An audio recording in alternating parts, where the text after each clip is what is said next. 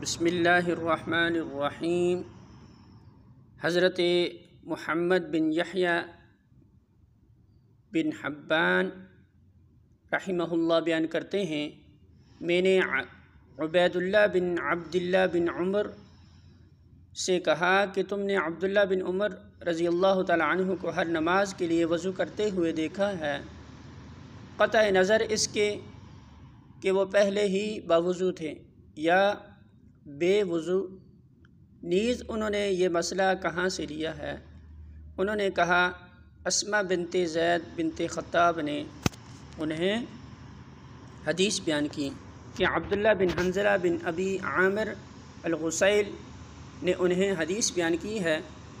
کہ رسول اللہ صلی اللہ علیہ وسلم کا وضو ہونے یا وضو نہ ہونے ہر دو صورتوں میں ہر نماز کے لیے وضو کرنے کا حکم دیا گیا۔ چنانچہ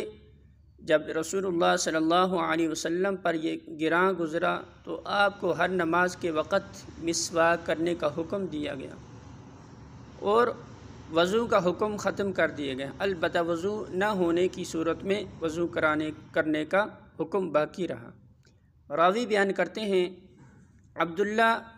رضی اللہ تعالیٰ عنہ سمجھتے تھے کہ انہیں ہر نماز کے لیے نیا وضو کرنے کی استطاعت حاصل ہے، لہٰذا وہ مرتے دم تک اس پر عمل پیرا رہے۔